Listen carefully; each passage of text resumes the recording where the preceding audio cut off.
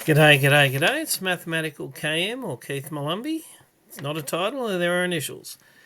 Coming with round 3 of the Woden Cup at the Tuggeranong Chess Club. I was playing Niven, who is rated 1540. I'm currently 1460. So 83, 84 points uphill. Let's see how we go. I think this one is going to be called the Immovable Post and the Sharp, but not Unstoppable Cannonball. Here we go. Let's get you there. So I've got the white pieces, starting with G3. The D-pawn comes forward. Fianchetto. He brings his knight out to F6. D-pawn. Bishop to F5. At this point, prophylaxis be thy name. The H-pawn. Computer doesn't particularly like it, but no, you can't have that square. No, you can't have that square. So let's keep going. He brings his E-pawn out 1. Okay, I'm thinking I don't want him to be able to advance his D-pawn. May not be the most likely of moves, but if he is to move the D-pawn forward, then now I can go the E-pawn forward and not worry about hey peasant en passant. Okay, so it's sort of the 3-pawn centre on the queen side, even if it's, would you say, 2.5. Solomon Goodell, chess giant. Cheers, mate.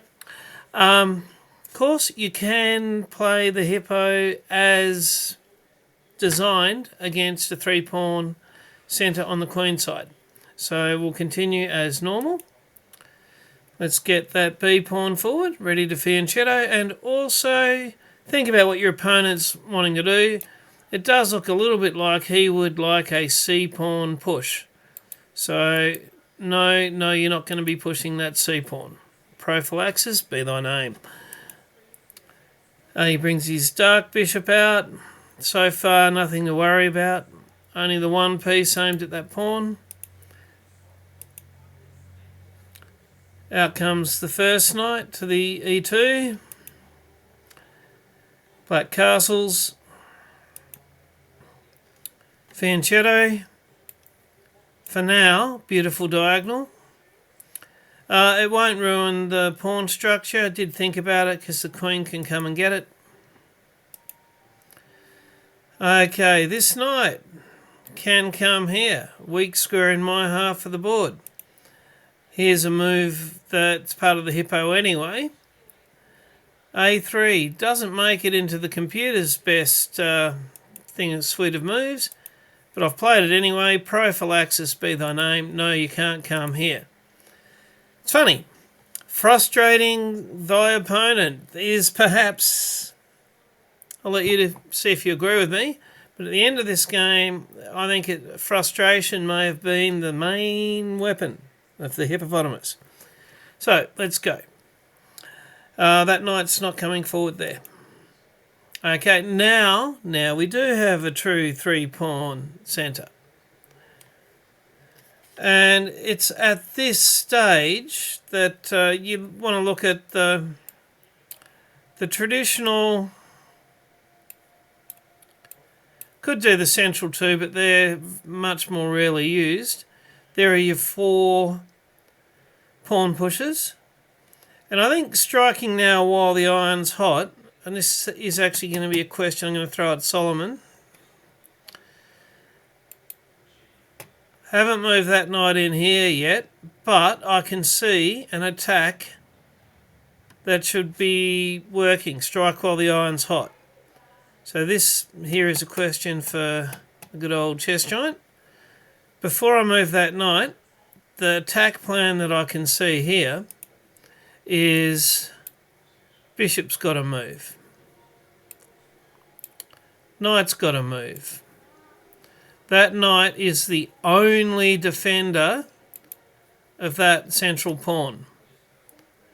I have a bishop aimed at that central pawn.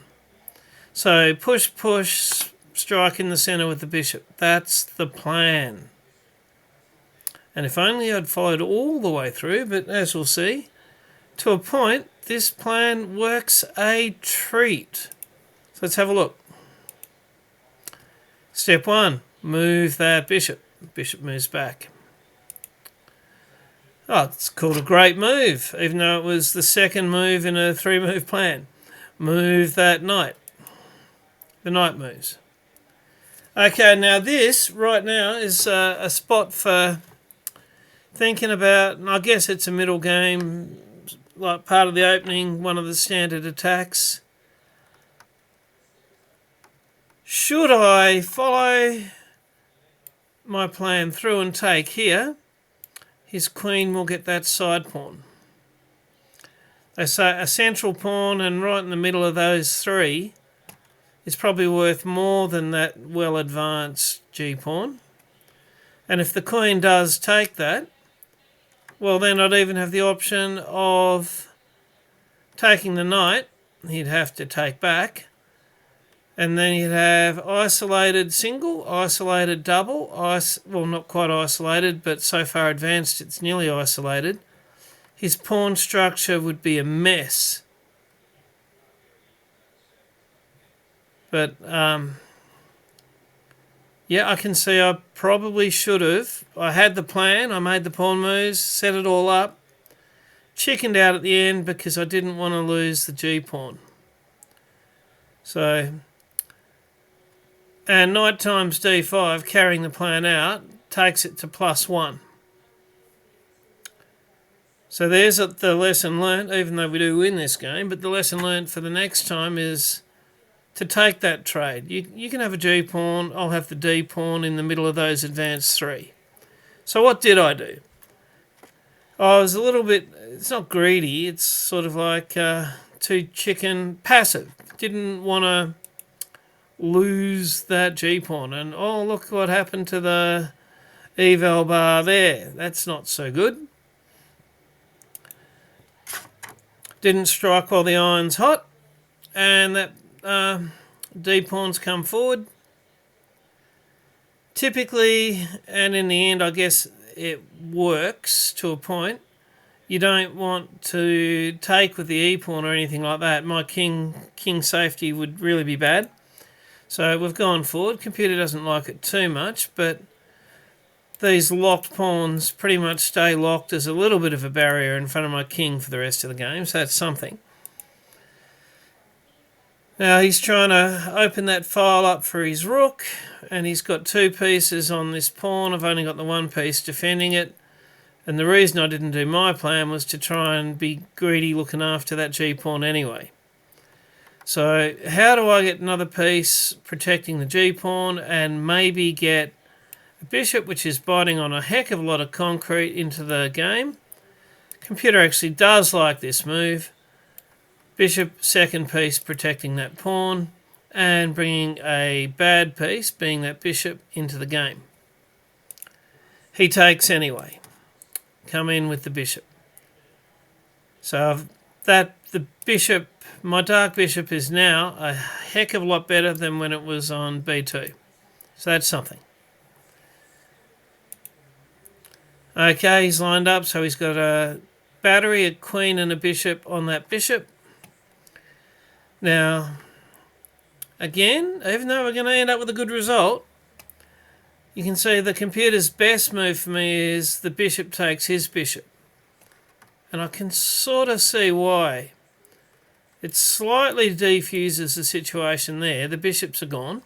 And if you're cramped, trade.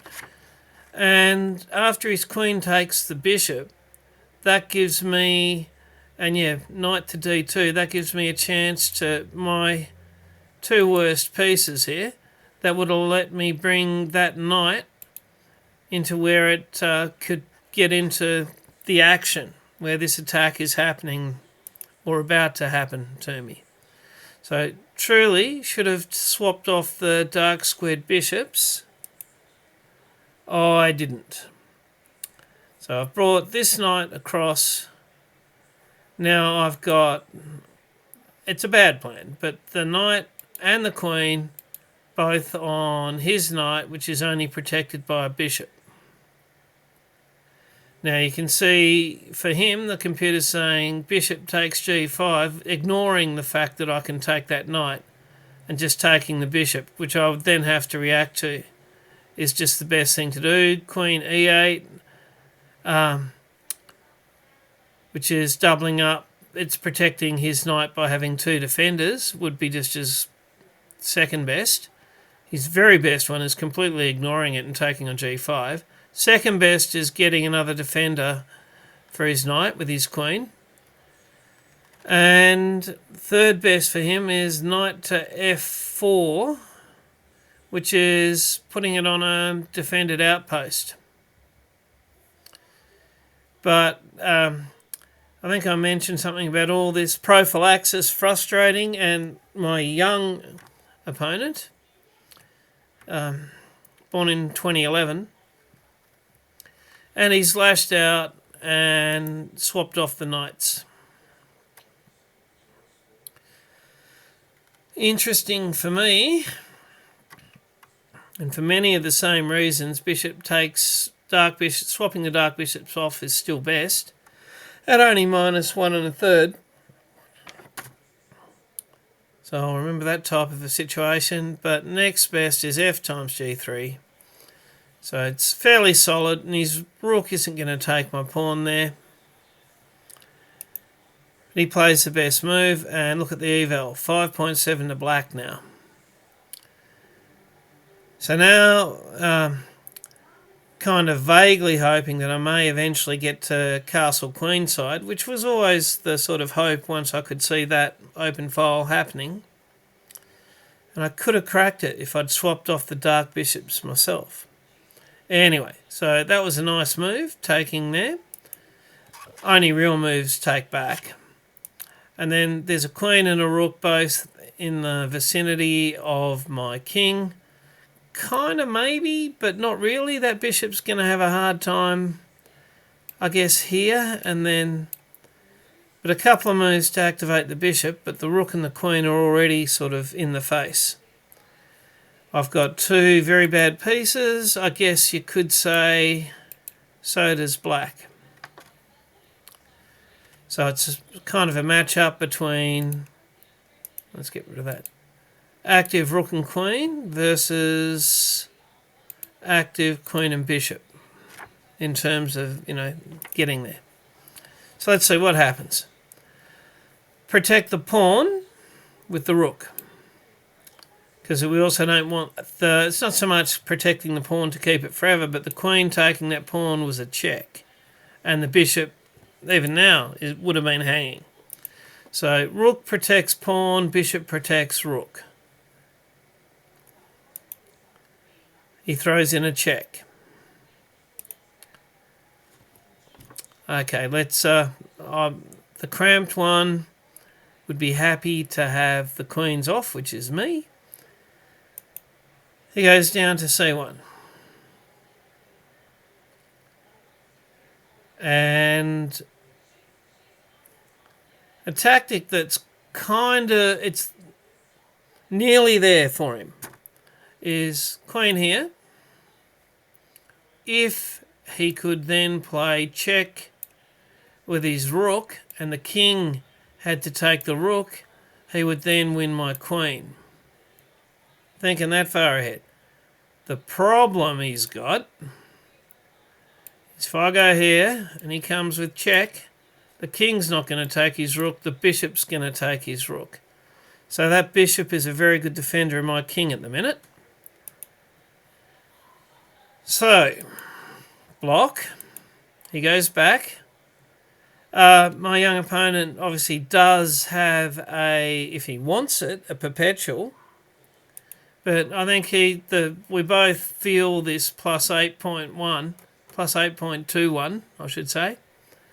He knows he's got the attack happening at the minute, but he just can't seem to get to that immovable post, being that king who can still castle if the opportunity arises. Okay, so he tries going the other way. Were I to put my queen in the way, obviously the rook could take it, and that would be bad. Now, did I mention that that bishop was a good defender of the king? Hello, bishop. So now, were he to take the bishop with the rook, I'd take his rook with my queen. They'd be facing off at each other and he could go queen for queen. And then I'd win a queen and a rook and he'd win a queen and a bishop, and the eval would be back in my favour, you'd think. Down one pawn. But at that point in time, especially as I could still castle after a small manoeuvre, I dare say my king's safety would be better than his. But he doesn't try that. He does not take the bishop with his rook. He instead makes his final move for the game. And he's been on, +8 for a little while, but just unable to get that immovable post. Having played that move, queen takes. I don't know why that's given as a great move. I would have thought that it was a fairly straightforward move. But queen takes, apart from anything else, his queen's trapped in there. So the best thing he could do next, were he to play on, would queen times f2 and be down 5 points. And at that point, having thrown away, so that's right, from +8 to -5, 13-point turnaround with a single move. That's sort of like my video from last week. But the other way around, of course. At this point, my opponent shook my hand, and that was kind of an interesting hippo. The biggest lesson, of course, being... it was a good practice in defensive chess, that's for sure. But it was definitely right here, having done the double pawn push with the setup, bishop onto the now, having removed the defender, lose the G pawn, get that nice D pawn in the middle of the 3. And I don't think it's the computer's very best one, but I personally would be very tempted to take that knight next and leave him with terrible pawns, and with me with the ability to castle queenside probably fairly soon. Anyway, so that was a nice victory for the hippo, the immovable post against a not so unstoppable cannonball. Bye for now.